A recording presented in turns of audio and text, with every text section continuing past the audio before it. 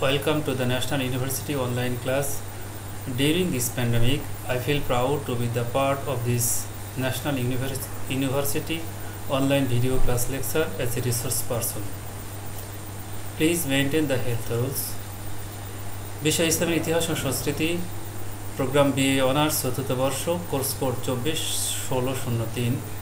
কোর্সের নাম ইসলামের দর্শন ও ধর্মীয় সম্প্রদায়ের বিকাশ, লেকচার 05। লেকচারের শিরোনাম খারেজি। মোহাম্মদ মাহমুদুল হাসান, সহকারী অধ্যাপক, সরকারি বিএমসি মহিলা কলেজ, নওগাঁ। স্বাগতম। আজকে আমরা খারেজি নিয়ে আলোচনা করার চেষ্টা করব ইনশাআল্লাহ। খারেজিদের পরিচয়, খারেজিদের পটভূমি, খারেজিদের মতবাদ, ধর্মীয় মতবাদ, রাজনৈতিক মতবাদ, তাদের ইসলাম থেকে বিচ্যুতি, নব্য খারেজি, আধুনিক খারেজি, খারেজিদের আকীদা কেমন ছিল ইত্যাদি বিষয় নিয়ে আমরা সার্বিকভাবে আলোচনা করার চেষ্টা করব। আর সেই সময় খারেজিদের শাসনামলে, মানে খারেজিদের সময়ে সমসাময়িকে মুসলিম জাহানের রাজনৈতিক পরিবেশ পরিস্থিতি কেমন ছিল, বিভিন্ন ফিতনাগুলো কেমন ছিল, ফিতনাগুলো কোনো প্রভাব ফেলেছে কিনা ইত্যাদি বিস্তারিত আলোচনা করার চেষ্টা করব। শুরুতেই আমরা জানি যে খারেজি একটি আরবি শব্দ, এর অর্থ হলো বের হয়ে যাওয়া, বেরিয়ে যাওয়া। বহু বছরে খাওয়ারিজ ব্যবহৃত হয়। আমরা যারা জমি জমার সাথে পরিচিত, যারা নতুন জমি কেনার পর ভূমি অবশ্যই যখন খারিজ করতে দেওয়া হয়, তখন কি করা হয়? তখন মূল খতিয়ানের যে নাম্বার দেওয়া থাকে, সেই নাম্বার থেকে, সেই খতিয়ান থেকে বের হয়ে আসার জন্য প্রস্তাবিত একটা খতিয়ান নাম্বার দেওয়া হয়। এটা হলো খারিজ, অর্থাৎ মূল খতিয়ান থেকে বেরিয়ে আসার নাম হলো খারিজ। তাহলে আমরা বুঝতে পারছি যে মূল একটা ধারা থেকে বের হয়ে যাওয়া বা মূল দল থেকে বের হয়ে যাওয়াকে আমরা খারিজ বলতে পারি, আর যারা বের হয়ে যায় তাদেরকে আমরা খারিজি বলতে পারি। পারিভাষিক অর্থে শাহরাস্তানি,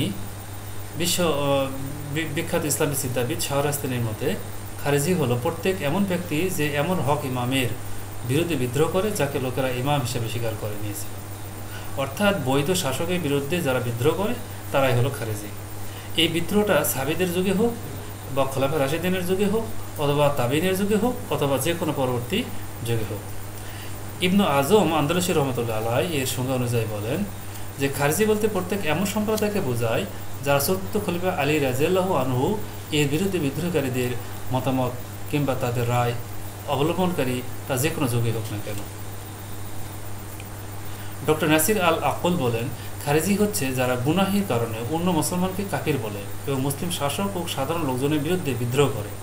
তিনি আরও বলেন, খারেজিস্ট নামটি যেমন পূর্বে খারেজিদের ক্ষেত্রে প্রযোজ্য, তেমনি প্রত্যেক এমন ব্যক্তির ক্ষেত্রেও প্রযোজ্য যে তাদের নীতি গ্রহণ করে, তাদের পন্থা অবলম্বন করে।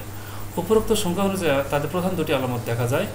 সেটি হলো তারা কবিরা গুনাহগারীকে কাফের বলে এবং মুসলিম শাসকের বিরুদ্ধে বিদ্রোহ ঘোষণা করে। তাদেরকে খারিজি বলা হয় এজন্য যে তারা দিন অথবা জামাত অথবা আলী রাদিয়াল্লাহু আনহু এর আনুগত্য থেকে বের হয়ে গিয়েছিল। আমরা মোটা দাগে যদি বলতে চাই তাহলে বলতে পারি যে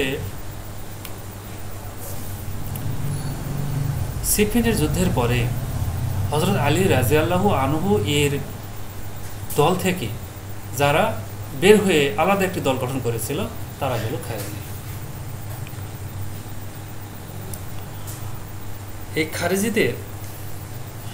এই খারেজি মতবাদের সূচনাকারীকে এককভাবে আমরা কারো নাম জানতে পারি না, তবে তারা আবদুল্লাহ ইবনে ওয়াহাব আর রশিবিকে নেতা মেনেছিল। তারা কুফার অনতি দূরে হারুরা নামক গ্রামে বসবাস শুরু করেছিল। এই প্রথম দল ত্যাগীরা আল হারুরিয়া বা আল মুহাকামা নাম গ্রহণ করেছিল।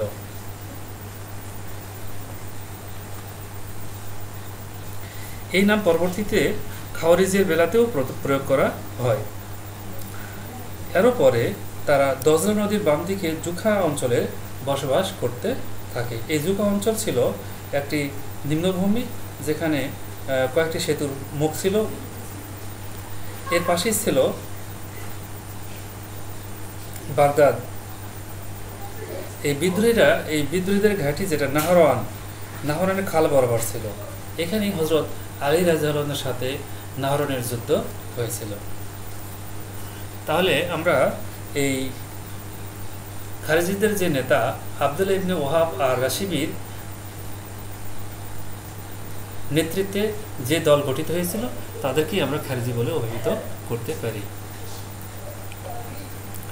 আর খারিজিদের নামকরণের ব্যাপারে আমরা কয়েকটি মত দেখতে পাই।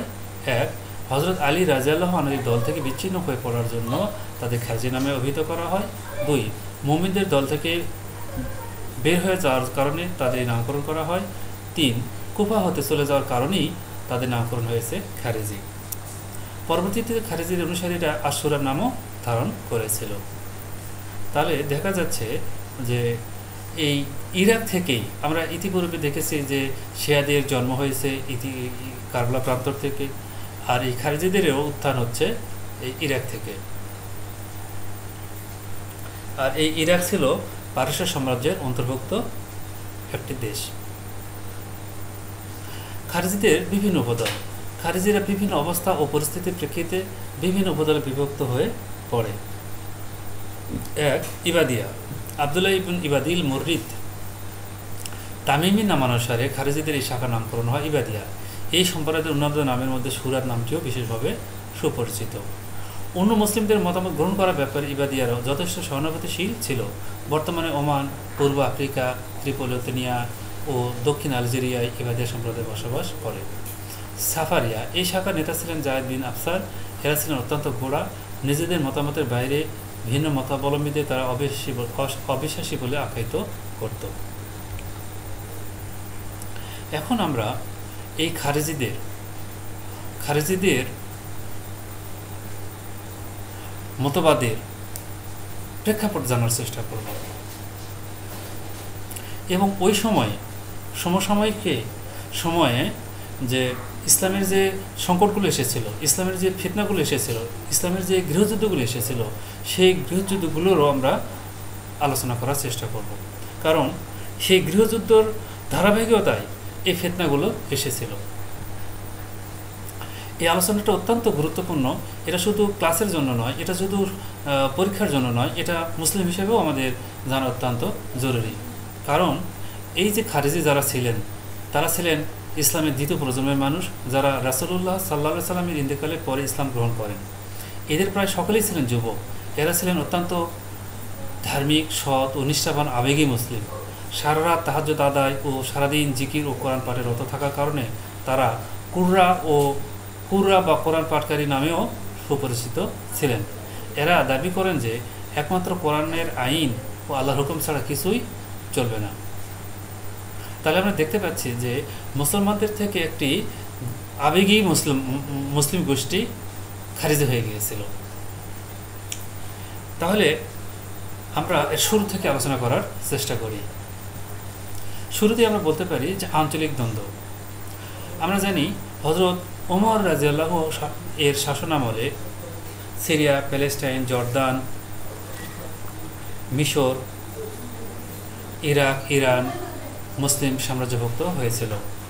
আমরা আরও জানি যে সিরিয়া, প্যালেস্টাইন, জর্দান, মিশর এই কয়েকটি দেশ মিলিয়েছিল পূর্ব রোমান সাম্রাজ্য। আর এই পূর্ব রোমান সাম্রাজ্যকে একসাথে বলা হতো বাইজেন্টাইন সাম্রাজ্য। আর ইরাক আর ইরানকে বলা হতো পারস্য সাম্রাজ্য। এই পাশাপাশি দুটি সাম্রাজ্যের মধ্যে কী ছিল? প্রতিদ্বন্দ্বিতা ছিল। মুসলমানগণ এই সাম্রাজ্যের সংস্পর্শে আসার ফলে মুসলমানদের সারল্য, পবিত্রতা, ন্যায়বিচার, সাম্য, ভ্রাতৃত্ব ইত্যাদি সৎ গুণাবলীগুলি পরিচিত হতে থাকে। আর এই দুই সাম্রাজ্যের মধ্যে যে প্রতিদ্বন্দ্বিতা, এই যে মতপার্থক্য, নৃতাত্ত্বিক যে মতভেদ, উমর ইবনুল খাত্তাব রাদিয়াল্লাহু আনহু তার চারিত্রিক দৃঢ়তা, তার কঠোরতা ইত্যাদির গুণাবলী দিয়ে এই বিভেদগুলো তিনি ঢেকে রাখতে পেরেছিলেন। বা এই সময় এই বিভেদগুলো কোনো মাথাচাড়া দিয়ে ওঠেনি বা আঞ্চলিক স্বার্থের দ্বন্দ্ব প্রবল হয়ে ওঠেনি। হযরত উমর রাদিয়াল্লাহুর শাসনামলের পরে ইসলামের তৃতীয় খলিফা হন হযরত ওসমান রাদিয়াল্লাহু আনহু। তিনি 12 বছর ক্ষমতা ছিলেন। শেষের দিকে তিনি এসে উমাইয়া গোত্র থেকে প্রথম মারওয়ানকে তার সচিব নিযুক্ত করেন।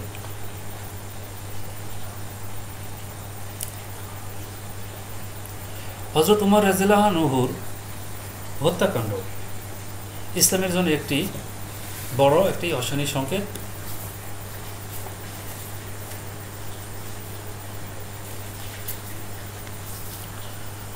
বিশাল মুসলিম জাহানের খলিফা হিসেবে মুসলিম ও বিদ্রোহী কঠোর শাস্তি দানের পরিবর্তে তিনি তাদের দ্বারা অবরুদ্ধ হয়ে থাকলেন বেশ কিছুদিন। হযরত আলী, তালহা, জুবাইর রাদিয়াল্লাহু আনহু এর ছেলেদের দ্বারা গঠিত 18 নিরাপত্তারক্ষী বাহিনীও বিপদগামী বিদ্রোহীদের মোকাবেলায় ব্যর্থ হয়। অবশেষে তারা 656 খ্রিস্টাব্দের 17 জুন হিজরি 35 সনের 18 জিলহজ শুক্রবার আসর নামাজের পর 83 বছর বয়স্ক হজরত ওসমান রাদিয়াল্লাহু আনহুকে অত্যন্ত নির্মমভাবে হত্যা করে।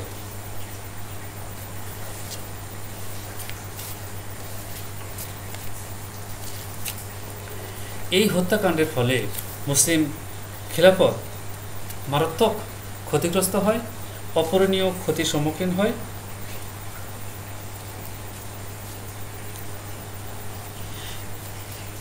এর ঘটনাটা ছিল হযরত ওসমান রাদিয়াল্লাহু আনহুর হত্যাকাণ্ডের ঘটনাটা ছিল এরূপ যে বিভিন্ন প্রদেশ থেকে, বিশেষ করে মিশর, বসরা, কুফা থেকে বিভিন্ন বিদ্রোহী গ্রুপ মদিনাতে আগমন করে। তারা বিভিন্ন প্রদেশের শাসনকর্তাদের স্বার্থপরতা, অযোগ্যতা, দুর্নীতি ইত্যাদি খলিফার নিকট পেশ করেন। হযরত ওসমান রাদিয়াল্লাহু আনহু অত্যন্ত ধৈর্য সহকারে তাদের কথা শোনেন এবং আশু ব্যবস্থা গ্রহণের আশ্বাস দেন। তাদের দাবি মতো মিশরের শাসনকর্তা আবদুল্লাহ বিন সাদকে অপসারিত করে মুহাম্মদ বিন আবু বকরকে নিয়োগ করেন। বিদ্রোহীরা সন্তুষ্ট হয়ে নিজ নিজ প্রদেশে ফিরে যেতে থাকে। মিশরে ফিরে যাওয়ার পথে বিদ্রোহীরা এক অশ্বারোহী দূতের নিকট থেকে খলিফা সিলজুত একখানা পত্র উদ্ধার করে। পত্রের সারমর্ম হল, মিশরের শাসনকর্তা আবদুল্লাহ বিন সাদকে এই মর্মে লেখা যে যখন বিদ্রোহীরা মিশরে পুজবে তখন তাদেরকে যেন হত্যা করা হয় এবং তার পদচ্যুতির ফরমানটিকে যেন বাতিল মনে করা হয়। মিশর থেকে আসা বিদ্রোহীগণ কয়েকদিন পর আবার মদিনায় ফিরে আসে। এরপর দেখা যায় বসরা ও কুফার বিদ্রোহীগণও মদিনায় ফিরে আসে। তারা একসাথে হযরত ওসমান রাদিয়াল্লাহু আনহু এর পদত্যাগ দাবি করে এবং আবদুল্লাহ ইবনে সাদকে লেখা খলিফার সিলমোহরযুক্ত পত্রের ব্যাপারে খলিফার নিকট কৈফিয়ত দাবি করে। খলিফা শপথ করে বলেন যে তিনি পত্র সম্পর্কে কিছুই জানেন না। বিদ্রোহীগণ তখন পত্রের ব্যাপারে মারওয়ানের উপর দোষ চাপায় এবং মারওয়ানকে তাদের হাতে তুলে দেওয়ার জন্য দাবি করে। খলিফা তাদের এই অন্যায় দাবি প্রত্যাখ্যান করেন। হজ মৌসুমে হওয়ার কারণে মদিনার গণ্যমান্য ব্যক্তিবর্গের অনেকে মক্কায় ছিলেন। হযরত আলী রাদিয়াল্লাহু আনহু বিদ্রোহীদের শান্ত করতে ব্যর্থ হন। এর সাথে হযরত তালহা, হযরত জুবাইর ও হযরত মুহাম্মদ সাল্লাল্লাহু আলাইহি ওয়াসাল্লামের স্ত্রী উম্মে হাবিবা ও বিদ্রোহীদের বোঝাতে ব্যর্থ হন। হযরত আলী রাদিয়াল্লাহু আনহু, হযরত তালহা, হযরত জুবাইর রাদিয়াল্লাহু আনহু এর পুত্রগণ 18 সদস্য বিশিষ্ট একটি প্রতিরোধ বাহিনী গঠন করেন খলিফা নিরাপত্তার জন্য। বিদ্রোহীগণ খলিফা বাসগৃহ ঘিরে রাখে। বিদ্রোহীগণ খলিফাকে হত্যার হুমকি দেয়। হযরত ওসমান রাদিয়াল্লাহু আনহু দ্ব্যর্থহীনভাবে ঘোষণা দেন যে মৃত্যুকে আমি ভয় করি না, তার জন্য আমি সদা প্রস্তুত আছি। শুক্রবারে জুমার নামাজে বিদ্রোহীরা গোলযোগ সৃষ্টি অপচেষ্টা করে। খলিফা কোনো রকমে নামাজ শেষে গৃহে প্রবেশ করেন। বিদ্রোহীরা অনাহার ও পিপাসায় খলিফাকে মেরে ফেলার জন্য খাবার পানি বন্ধ করে দেয়। এভাবে 2 সপ্তাহ কেটে যায়। পরিস্থিতি ঘোলাটে হয়ে ওঠে। বিদ্রোহীরা জানতে পারেন যে হযরত মুআবিয়া রাদিয়াল্লাহু আনহু খলিফার নিরাপত্তার জন্য একটি সেনাবাহিনী মদিনায় প্রেরণ করছেন। এই সময় 1756 খ্রিস্টাব্দে 17 জুন হিজরি 35 সনের 18 জিলহজ শুক্রবার আসরের নামাজের পর 82 বছর বয়স্ক বৃদ্ধ খলিফা হযরত ওসমান রাদিয়াল্লাহু আনহুকে নির্মমভাবে হত্যা করা হয়। এর ফলে যে মুসলিম জাহানে যে প্রতিক্রিয়াটা শুরু হয় সেটা হলো গৃহযুদ্ধের সূচনা হয়, খিলাফতের মর্যাদাহানি হয়, বিভিন্ন ধর্মীয় ও রাজনৈতিক সম্প্রদায়ের উদ্ভব হয়, গণতন্ত্রের সমাধি ধারাবাহিকতার ছেদ ঘটে, মদিনার প্রাধান্য বিলুপ্ত হয়।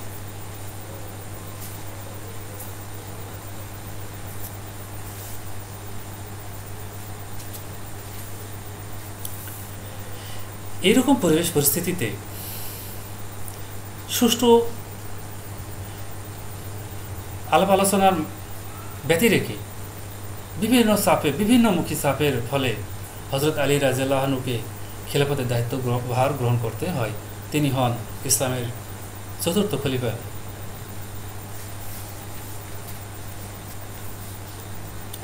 আইনশৃঙ্খলার চরম অবনতি হয়েছিল সেই সময়। বিশৃঙ্খল ও রাজনৈতিক অস্থিরতার কারণে পরবর্তী খলিফা নির্বাচন বিলম্বিত হয়েছিল। ইবনে সাবার নেতৃত্বে মিশরবাসীরা হজরত আলীকে, কুফাবাসীরা হজরত জুবাইরকে ও কুফাবাসীর একাংশ হজরত আলীকে এবং বসরাবাসীর হজরত তালহাকে খলিফা হিসেবে সমর্থন করেন। বিদ্রোহীদের বিভিন্ন দলের মধ্যে ইবনে সাবার নেতৃত্বে গঠিত মিশরীয়রা ছিল অত্যন্ত শক্তিশালী। তারা হজরত আলীকে খলিফা হওয়ার জন্য জোর চাপ দিলে বসরা কুফাবাসীরাও সমর্থন করেন। এরূপ পরিস্থিতিতে 656 সালে 23 জুন হজরত আলী রাদিয়াল্লাহু আনহু ইসলামের চতুর্থ খলিফা হিসেবে নির্বাচিত হন। জনগণ একে একে সকলে তার প্রতি আনুগত্যের শপথ গ্রহণ করেন। খলিফা হওয়ার পর তিনি বেশ কিছু সমস্যারও সম্মুখীন হয়েছিলেন। হজরত আলী রাদিয়াল্লাহু আনহু ছিলেন হাশিমি বংশের, আর মুয়াবিয়া রাদিয়াল্লাহু আনহু তথা হজরত ওসমান রাদিয়াল্লাহু আনহু ছিলেন উমাইয়া বংশের। এই হজরত আলী রাদিয়াল্লাহু আনহু খিলাফত লাভের ফলে হাশিমি এবং উমাইয়া পুরাতন দ্বন্দ্ব নতুন করে জেগে ওঠে। হজরত ওসমান রাদিয়াল্লাহু আনহু এর হত্যার প্রতিশোধ নেওয়ার জন্য বিরাট একটি অংশ দাবি করতে থাকে।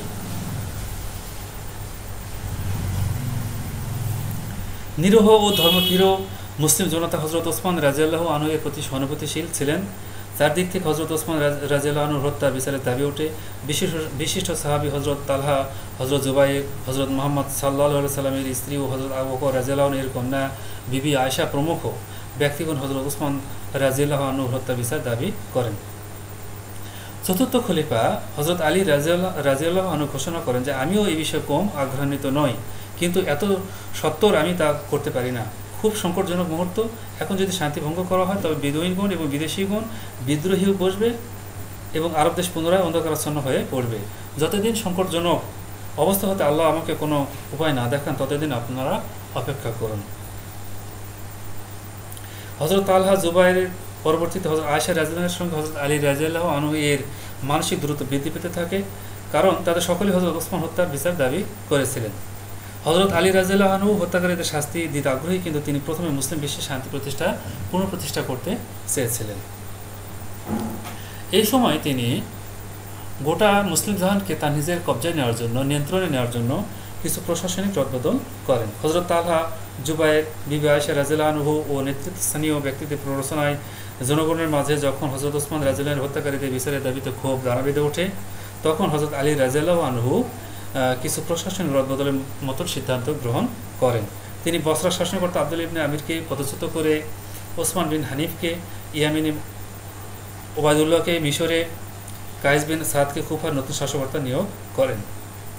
সিরিয়ার শাসক হজরত মুয়াবিয়া রাদিয়াল্লাহু আনহুকে পদচ্যুত করে সুহাইল ইবন হানিফকে নিযুক্ত করেন। হজরত মুয়াবিয়া রাদিয়াল্লাহু আনহু খলিফা হজরত আলী রাদিয়াল্লাহু আনহুর আদেশ অমান্য করেন এবং তার আনুগত্য স্বীকার করা থেকে বিরত থাকেন।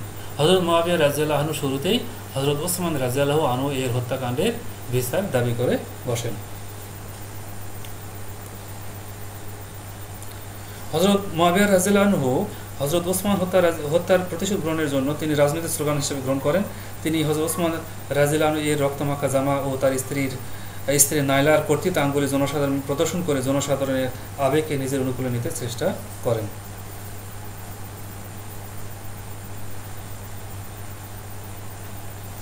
একসময় হজরত তালহা, জুবাইর ও হজরত আয়েশা বসরাতে গমন করেন এবং তারা হজরত আলী রাদিয়াল্লাহু আনহুর মুখোমুখি হন।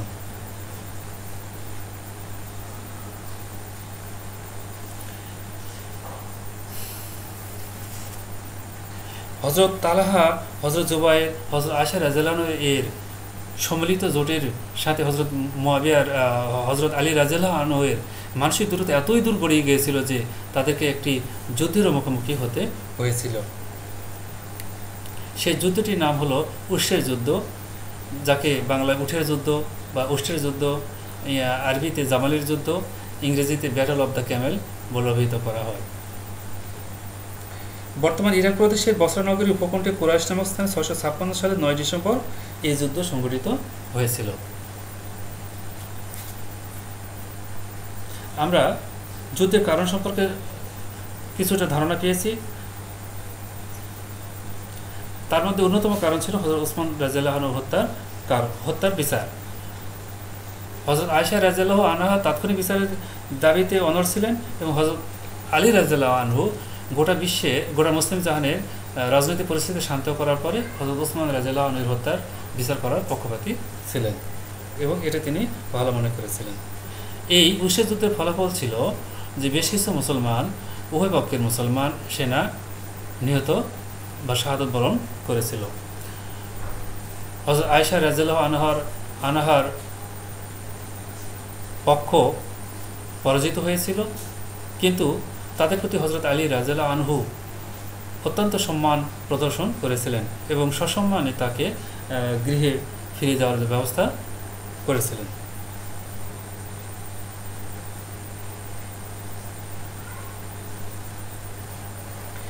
এরপরে হযরত মুয়াবিয়া রাদিয়াল্লাহু আনহু সম্মুখ সমরে চলে আসেন।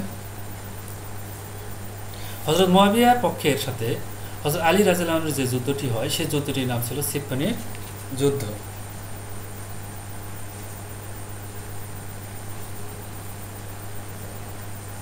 হযরত আলী এবং হযরত মুয়াবিয়া, আমরা জানি হযরত আলী রাদিয়াল্লাহু আনহু হাশিমি বংশের লোক ছিলেন এবং হযরত মুয়াবিয়া রাদিয়াল্লাহু আনহু উমাইয়া বংশের লোক ছিলেন। হাশিমি এবং উমাইয়া বংশের দ্বন্দ্ব দীর্ঘদিনের, অত্যন্ত অনেক পুরাতন। হযরত মুহাম্মদ সাল্লাল্লাহু আলাইহি ওয়াসাল্লাম, হযরত আবু বকর, হযরত ওমর, হযরত ওসমান রাদিয়াল্লাহু আনহুর সময় এই দুই গোত্রের দ্বন্দ্ব মাথা চাড়াতে ওঠেনি, কিন্তু শেষের দিকে এসে এই হযরত আলী রাদিয়াল্লাহু আনহুর শাসনামলে এসে এই দ্বন্দ্ব মাথা চাড়া দিয়ে ওঠে।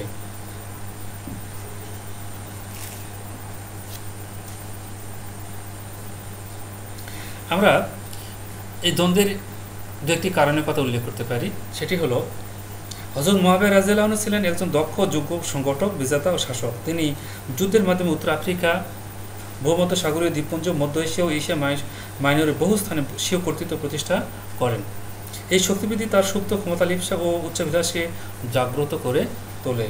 এছাড়া তিনি দীর্ঘ 20 বছরের অধিক একই প্রদেশে শাসন পরিচালনার কারণে উচ্চাকাঙ্ক্ষী ও শক্তিশালী নিজস্ব সমর্থক বাহিনী গঠন করতে সক্ষম হন।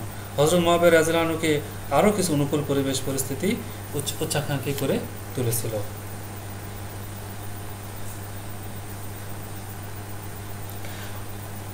এরূপ পরিস্থিতিতে হযরত আলী রাদিয়াল্লাহু আনহু হযরত মুয়াবিয়া রাদিয়াল্লাহু আনহুর উচ্চাকাঙ্ক্ষা দমনের কারণে 50,000 সৈন্য নিয়ে ইউফ্রেটিস নদীর পশ্চিম তীরে সিফফিন নামক স্থানে উপস্থিত হন। হযরত মুয়াবিয়া রাদিয়াল্লাহু আনহু হযরত আলী রাদিয়াল্লাহু আনহুর সামরিক প্রস্তুতির খবর পেয়ে 60,000 সৈন্যের একটি বাহিনী নিয়ে একই স্থানে গমন করেন। হযরত আলী রাদিয়াল্লাহু আনহু মুসলিম সৈন্যের জীবনহানি চিন্তা করে হযরত মুয়াবিয়ার নিকট শান্তির প্রস্তাব দিয়ে 3 জন দূত প্রেরণ করেন এবং হযরত মুয়াবিয়ারকে ফিরে যাওয়ার জন্য অনুরোধ করেন। তখন যুদ্ধ এড়ানোর চিন্তা হযরত আলী রাদিয়াল্লাহু আনহু মল্লযুদ্ধের আহ্বান করেন। এতেও সাড়া পাওয়া গেল না, তাই বাধ্য হয়ে হযরত আলী রাদিয়াল্লাহু আনহু সীমিত আকারে যুদ্ধ চালিয়ে যেতে শুরু করেন। বেশ কিছুদিন ক্ষুদ্র যুদ্ধের পর 26 জুলাই 657 খ্রিস্টাব্দে উভয় পক্ষের মধ্যে তুমুল লড়াই শুরু হয়। যুদ্ধে বেগতিক অবস্থা থেকে সেনাপতি আমর আল আসের পরামর্শে মুয়াবিয়া বর্ষার ফলকে কোরআন শরীফের পাতা আটকে ঘোষণা দেন যে কোরআন শরীফের বিধান মতে উভয়ের মাঝে সমস্যা সমাধান হবে। হযরত আলী রাদিয়াল্লাহু আনহু হযরত মুয়াবিয়ার চালাকি বুঝতে পারলেন, কিন্তু তার বাহিনীর মধ্যে বেশ কিছু কোরআন হাফেজ সৈন্য ছিল। তারা আর যুদ্ধ চালিয়ে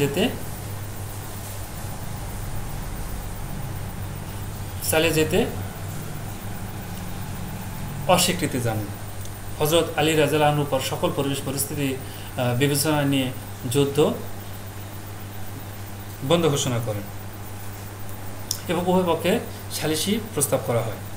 হযরত আলী রাদিয়াল্লাহু আনহু তার প্রধান সেনাপতি আস্তারকে হযরত মুয়াবিয়ার নিকট সমস্যা সমাধানের পথ জানার জন্য পাঠালেন। হযরত মুয়াবিয়া রাদিয়াল্লাহু আনহু বলেন, আমরা প্রত্যেকে একজন করে সালিসি বা মধ্যস্থতাকারী নিযুক্ত করব এবং তারা কোরআনে নির্দেশিত আল্লাহর ইচ্ছা অনুযায়ী আমাদের বিরোধ মীমাংসা করবেন। হযরত আলী রাদিয়াল্লাহু আনহু তার পক্ষ থেকে মধ্যস্থতা করার জন্য আবু মুসা আল আশআরীকে নির্বাচন করেন। আবু মুসা আল আশআরী অত্যন্ত ধার্মিক ব্যক্তি ছিলেন। তিনি কুফার শাসক ছিলেন। উর্সের যুদ্ধে সৈন্যসহ অংশগ্রহণ না করার জন্য খলিফা তাকে পদচ্যুত করেছিলেন। তবুও তিনি হযরত আলী রাদিয়াল্লাহু আনহু এর পক্ষের মধ্যস্থতাকারী নিযুক্ত হন। সঙ্গে আলীর পক্ষ থেকে 400 সাক্ষী দেওয়া হয়। আর হযরত মুয়াবিয়া রাদিয়াল্লাহু আনহুর পক্ষ থেকে মিশর বিজয়ী প্রধান সেনাপতি আমর আল আসকে নির্বাচন করা হয়। আমর আল আছে একজন রাজনৈতিক প্রতিভাবান ব্যক্তি হিসেবে তার সুপরিচিতি ছিল।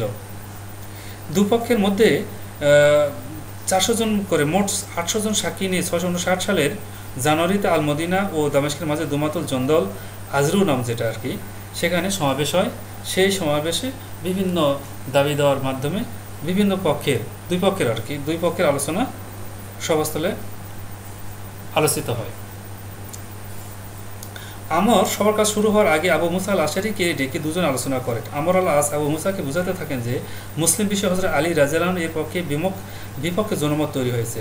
খিলাফতকে কেন্দ্র করে হযরত আলী ও মুয়াবিয়া উভয়েই রক্তক্ষয়ী সংঘর্ষে লিপ্ত হয়েছে, অতএব এদের দুজনকেই খেলাফতের দাবি পরিত্যাগ করতে হবে এবং তৃতীয় কোনো ব্যক্তিকে খলিফা হিসেবে ঘোষণা দেওয়া হবে। আবু মুসা আল আশারি একজন সজ্জন ব্যক্তি ছিলেন, তিনি ইসলাম ও মুসলিম বিশ্বের মঙ্গল কামনা করে এই কথায় সায় দেন। স্থির হলো যে আবু মুসা যেহেতু বয়োজ্যেষ্ঠ, তিনি হযরত আলীকে খেলাফত থেকে বহিষ্কার করবেন, তারপরে আমর আল আস মুয়াবিয়া রাদিয়াল্লাহু আনহুকে খেলাফত থেকে বহিষ্কার করবেন। এরপর তৃতীয় ব্যক্তিকে খলিফা হিসাবে ঘোষণা দেওয়া হবে। আবু মুসা আল আশারি যথারীতি পূর্বের সলা পরামর্শ মোতাবেক সম্মেলনে দাঁড়িয়ে ঘোষণা দেন যে হযরত আলী রাদিয়াল্লাহু আনহুকে পদচ্যুত করা হলো। আর তারপরেই আমর আল আস উঠে ঘোষণা দেন যে আমি হযরত আলীর পদচ্যুতি অনুমোদন করলাম এবং তদস্থলে মুয়াবিয়ার মনোনয়ন সমর্থন করলাম। এরূপ সততার রায়ের ফলে উপস্থিত সাক্ষীগণ বিভক্ত হয়ে পড়েন, বিশৃঙ্খলার সৃষ্টি হয়। এই মতটি সর্বসম্মতভাবে গৃহীত হয় না। দুমাতুল জন্দলের এই রায় ঘোষণার পর জনসমাবেশের চরম বিশৃঙ্খলার সৃষ্টি হয়। হযরত আলী রাদিয়াল্লাহু আনহু আবু মুসা ও তার পক্ষের সমর্থকগণ এই রায়কে মানতে অস্বীকৃতি জানায়। হযরত আলী রাদিয়াল্লাহু আনহু এর সেনাবাহিনীর একাংশ যুদ্ধবিরতিতে রাজি ছিল না। সেটা শুরুতেই আমরা বলেছি যে একাংশ যুদ্ধবিরতি করতে রাজি ছিল না, আর একাংশ যুদ্ধবিরতি করতে রাজি ছিল। হযরত আলী সার্বিক পরিস্থিতি বিবেচনায় এনে তাদের জোর করে যুদ্ধবিরতিতে রাজি করাইছিলেন। দুমাতুল জন্দলের রায় সততাপূর্ণ চরম প্রতারণামূলক হওয়ার কারণে সেনাবাহিনীর ওই একাংশ হযরত আলী রাদিয়াল্লাহু আনহু এর উপর অসন্তুষ্ট ছিলেন।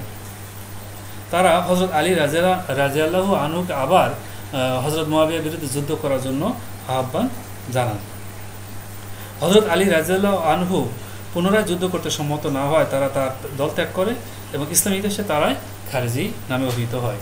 এই যে দল ত্যাগ করে গেল, হযরত আলী রাদিয়াল্লাহু আনহুর দল ত্যাগ করে ভিন্ন দল গঠন করার ফলেই তারা খারেজি বা বের হয়ে যাওয়ার দল বলে অভিহিত হতে থাকে ইসলামের ইতিহাসে।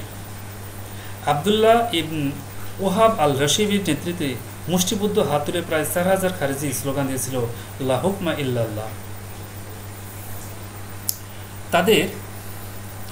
তাদের মতামত পক্ষের যে দলিলগুলো ছিল, যে আয়াতগুলো তারা দলিল হিসেবে ব্যবহার করেছিল, সেটা হলো যে সূরা হুজরাতের 9 নম্বর আয়াত, যেখানে বলা হচ্ছে মুমিনগণের দুই দল যদি যুদ্ধে লিপ্ত হয় তোমরা তাদের মধ্যে মীমাংসা করে দিবে, অথবা তাদের একদল অপর দলের উপর অত্যাচার বা সীমালঙ্ঘন করলে তোমরা জুলুমকারী দলের সাথে যুদ্ধ করো যতক্ষণ না তারা আল্লাহর নির্দেশের দিকে ফিরে আসে। এখানে সীমালঙ্ঘনকারী দলের সাথে যুদ্ধ চালানোর নির্দেশ দেওয়া হয়েছে যতক্ষণ না তারা আল্লাহর নির্দেশের দিকে ফিরে না আসে। মুয়াবিয়া রাদিয়াল্লাহু আনহুর দল ছিল সীমালঙ্ঘনকারী, কাজেই তাদের আত্মসমর্পণ না করা পর্যন্ত যুদ্ধ চালিয়ে দিতে হবে। যেহেতু হযরত আলী রাদিয়াল্লাহু আনহু তাদের এই তাগাদা যুদ্ধ চালিয়ে যাওয়ার যে মনোভাব, যুদ্ধ চালিয়ে যেতে আগ্রহী ছিলেন না, এই জন্য হযরত আলী রাদিয়াল্লাহু আনহুকে তারা অস্বীকার করে। তারা আরও যে দলিল পেশ করে সেটা হলো সূরা আনামের 57 নম্বর আয়াত, সূরা ইউসুফের 40 ও 67 নম্বর আয়াত। এক জায়গায় বলা হয়েছে ইন্নাল হুকমু ইল্লাল্লাহ, মানে কর্তৃত্ব শুধুমাত্র কার? আল্লাহর, বা বিধান শুধু কার? আল্লাহর। কাজেই মানুষকে ফয়সালা করার দায়িত্ব প্রদানের কোরআনের নির্দেশ স্পষ্ট লঙ্ঘন। যেহেতু হযরত আলী রাদিয়াল্লাহু আনহু হযরত মুয়াবিয়া রাদিয়াল্লাহু আনহু তাদের উভয় পক্ষ থেকে দুজন প্রতিনিধি নির্বাচন করেছিলেন, তাহলে মানুষের উপর যে দায়িত্বটা দেওয়া হয়েছিল ফয়সালা করার জন্য, এটাকে তারা অনইসলামিক বলে ঘোষণা দেয়। খারেজিরা এটাকে অবৈধ বা শরীয়তসম্মত নয় বলে ঘোষণা দেয় এবং এই রায়কে তারা প্রত্যাখ্যান করে। তারা খারিজিরা দাবি করে যে আল্লাহর নাজিল করা বিধান অমান্য করার কারণে আলী, মুয়াবিয়া এবং তাদের অনুসারীগণ সকলেই কাফির, কাজেই তাদের তওবা করতে হবে। তারা তাদের কর্মকে অপরাধ বলে মানতে অস্বীকার করলে তারা তাদের সাথে যুদ্ধ শুরু করে। তারা তাদের মতের পক্ষে কোরআনের বিভিন্ন আয়াত উদ্ধৃতি করতে থাকে। এখানে একটি কথা বলে রাখা ভালো, সেটি হলো যে খারিজিরা যেসব আয়াতকে দলিল হিসেবে নিয়ে আসছে, এই আয়াতগুলি কি হযরত আলী রাদিয়াল্লাহু আনহু জানতেন না? এই আয়াতগুলি অবশ্যই তাদের চাইতে হযরত আলী রাদিয়াল্লাহু আনহু এই আয়াতগুলির প্রেক্ষাপট, শানে নজুল, এর মর্মার্থ, এর সম্পর্কে সম্যক ধারণা রাখতেন।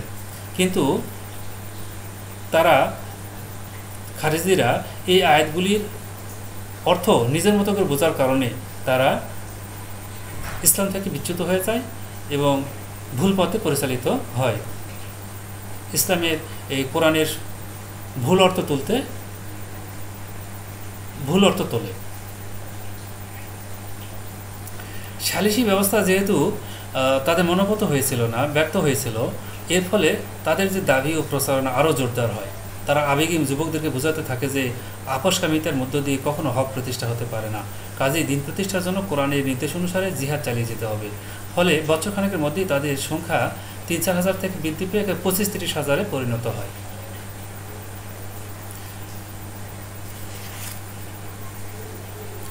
তাহলে দ্রুতই তাদের এই সংখ্যাটা বৃদ্ধি পেয়েছিল। এরা কিন্তু আমরা কিন্তু আগেই বলেছি যে এরা ছিল কি, এরা ছিল অত্যন্ত ধার্মিক, এরা ছিল অত্যন্ত পরেজগার, এরা ছিল নামাজি, এরা ছিল কোরআন পাঠকারী। কিন্তু তারপরেও তারা কোরআনের আয়াতকে নিজের মতো করে বোঝার জন্য, নিজের মতো ব্যাখ্যা করার জন্য তারা মূল মর্মার্থ থেকে বিচ্যুত ঘটেছিল, মূল ইসলাম থেকে তারা বিচ্যুত হয়েছিল। এরা পরবর্তীতে ৩৭ হিজরি থেকে শুরু করে পরবর্তী কয়েক শতাব্দী পর্যন্ত এদের সন্ত্রাস, হত্যা, যুদ্ধ অব্যাহত থাকে। ৬৪ থেকে ৭০ হিজরির দিকে আবদুল্লাহ ইবনে জুবাইর ও উমাইয়া বংশী শাসকগণের মধ্যে যুদ্ধে তারা আবদুল্লাহ ইবনে জুবাইরকে সমর্থন করে, কারণ তাদের মতে তিনিই সত্যিকার ইসলামী শাসন প্রতিষ্ঠা করেছিলেন। আচ্ছা, এই যে তাদের সন্ত্রাসী কার্যকলাপ, এই সন্ত্রাসী কার্যকলাপের জন্য হযরত আলী রাদিয়াল্লাহু আনহুকে তাদের বিরুদ্ধে যুদ্ধও ঘোষণা করতে হয়েছিল। হযরত আলী রাদিয়াল্লাহু আনহু খারিজিদের অত্যাচার ও দস্যুবৃত্তি সংবাদ পেয়ে দজলা নদী পার হয়ে বাগদাদের উপকণ্ঠে নাহরাওয়ানের আসেন ৬৫৯ সালের জুলাই মাসে। হযরত আলী রাদিয়াল্লাহু আনহু তাদের আনুগত্য দাবি করেন। ৫০০ জন খারিজি তাদের মতবাদ প্রচার না করার শর্তে ইরানে চলে যায়। ১৮০০ খারিজি হযরত আলী রাদিয়াল্লাহু আনহুর সাথে যুদ্ধ লিপ্ত হয়, তবে খারিজিরা সম্পূর্ণভাবে পরাজিত হয়। খারিজিরা এই যে নাহরাওয়ানের যুদ্ধে পরাজিত বিভিন্ন এলাকায় ছড়িয়ে ছিটিয়ে পড়ে। তারা গোপনে গোপনে তাদের মতবাদ প্রচার করতে থাকে। তারা ছিল কি অত্যন্ত সুবিধাবাদী দল, ফলে সুবিধামতো রাজনৈতিক দলে যোগদান করে সর্বদা রাজ্যে বিশৃঙ্খলা করত। আব্বাসী আমল পর্যন্ত তারা ছিল খিলাফতের কাঁটাস্বরূপ। আমরা তাহলে উষ্ট্রের যুদ্ধের প্রেক্ষাপট জানলাম। সিপ্পিনের যুদ্ধ কার সাথে হয়েছিল, কেন হয়েছিল, এর ফলাফল কী হয়েছিল, আর এই সিপ্পিনের যুদ্ধের রায়কে কেন্দ্র করেই খারিজিদের উদ্ভব হয়েছিল, এটাও আমরা জানলাম। হযরত আলী রাদিয়াল্লাহু আনহুর শাসনামলে তাদের ভূমিকা ছিল অত্যন্ত গর্হিত। তারা সন্ত্রাসী কার্যকলাপ চালিয়ে গিয়েছিল। এই জন্যই হযরত আলী রাদিয়াল্লাহু আনহুকে তাদের বিরুদ্ধে কী করতে হয়েছিল, তাদের বিরুদ্ধে যুদ্ধ ঘোষণা করতে হয়েছিল এবং যুদ্ধে তারা পরাজিত হয়েছিল। যুদ্ধে পরাজিত হওয়ার ফলে তারা রাষ্ট্রের বিভিন্ন জায়গায় ছড়িয়ে ছিটিয়ে পড়েছিল। উমাইয়া শাসনামলেও তারা কী ছিল, উমাইয়া শাসনামলেও তারা সন্ত্রাসী কার্যকলাপ চালিয়ে গিয়েছিল।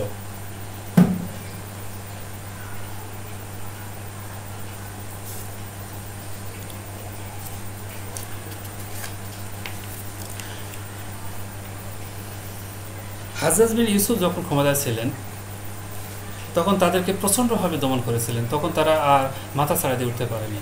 কিন্তু উমাইয়া শাসক দ্বিতীয় ওমরের শাসনামলে হযরত দ্বিতীয় ওমর তাদেরকে আলোচনা টেবিলে নিয়ে আসেন, আলোচনা বৈঠকে নিয়ে আসেন, তাদেরকে মূল স্রোতের মধ্যে নিয়ে আসার চেষ্টা করেন, তাদেরকে বোঝানোর চেষ্টা করেন যে তোমরা ফিরে আসো, ইসলামের মূল পতাকা তলে চলে আসো, তোমরা বিভ্রান্ত করিও না, লোকজনকে বিভ্রান্ত করিও না, সন্ত্রাসী কার্যকলাপ চালাইও না।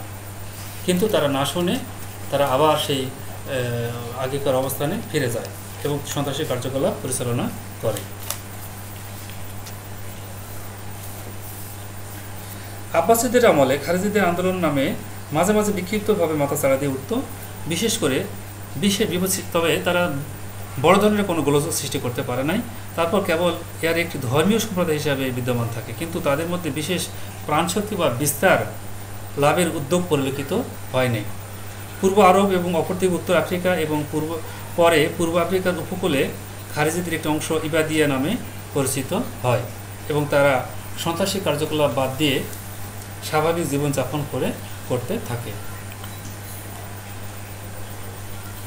তাদের এই সন্ত্রাসী কার্যকলাপের ফলে ৭৫ বছর যাবৎ মুসলিম জাহানের অনেক মুহাদ্দিস, মুফাসসির ও ফকিহ ও জ্ঞানী-গুণী ব্যক্তি শাহাদাত বরণ করে।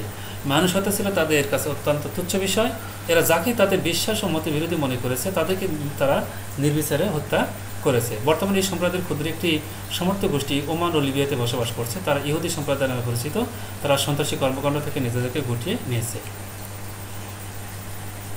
আমরা তাদের এখন রাজনৈতিক মতবাদ নিয়ে আলোচনা করার চেষ্টা করব। খিলাফত সম্পর্কে খারিজিদের মতবাদ ছিল সম্পূর্ণরূপে গণতান্ত্রিক। তাদের মতে সমগ্র মুসলিম জাতি কর্তৃক খলিফা নির্বাচিত হতে হবে। খিলাফত বা ইমামতের জন্য কোনো বংশ বা গোত্রের অগ্রাধিকার থাকবে না। নির্বাচনে যদি একজন দাসও জয়লাভ করে তবে তাকে মান্য করতে হবে।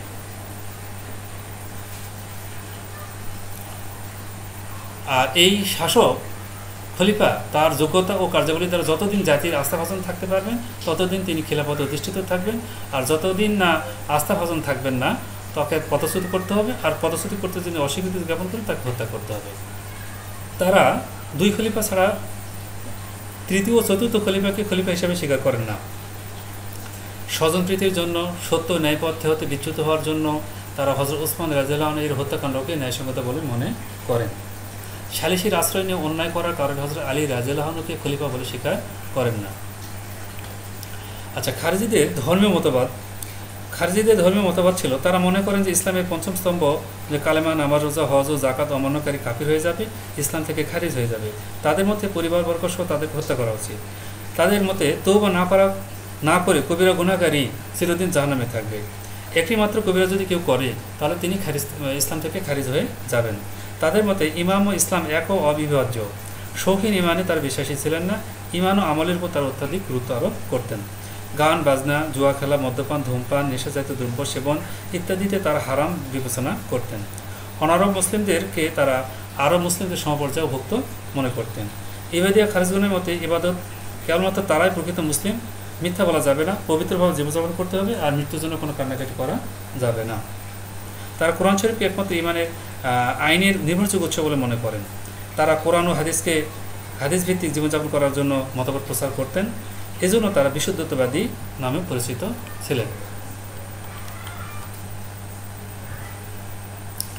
আচ্ছা, আমরা আধুনিক খারিজি দেখতে পাচ্ছি যে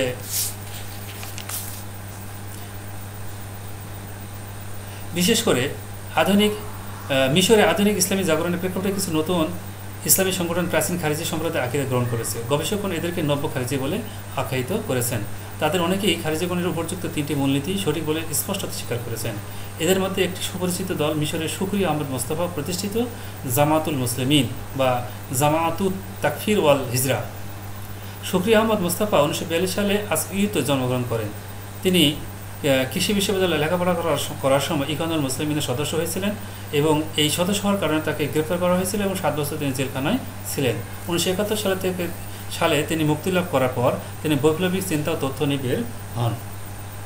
তিনি তার অনুসারীদের মধ্যে দাবি করেন যে একমাত্র জিহাদই হলো দিন বিজয়, জিহাদের মাধ্যমে দিন বিজয় সম্ভব। তারা আরও দাবি করেন যে অত্যন্ত দ্রুতই তারা এই বিজয় অর্জনে সক্ষম হবেন। তাদের একদল দাবি করে যে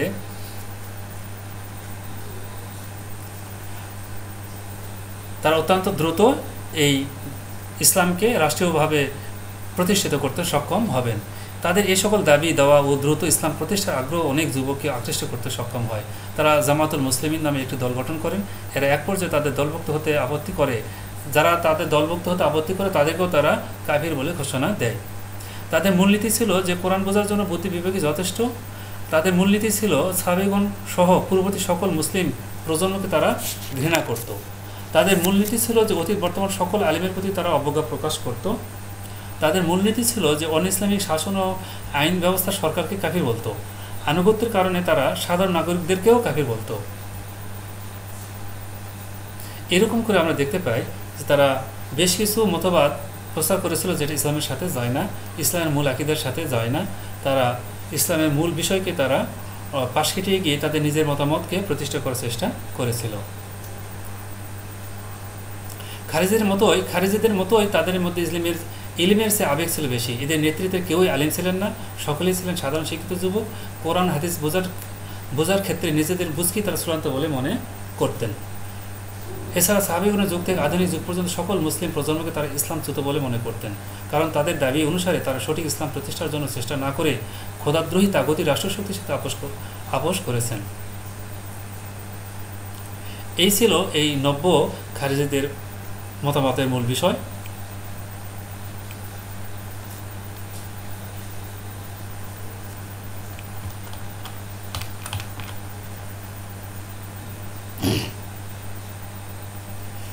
আচ্ছা, আমরা আলোচনা একদম শেষ পর্যায়ে এসেছি।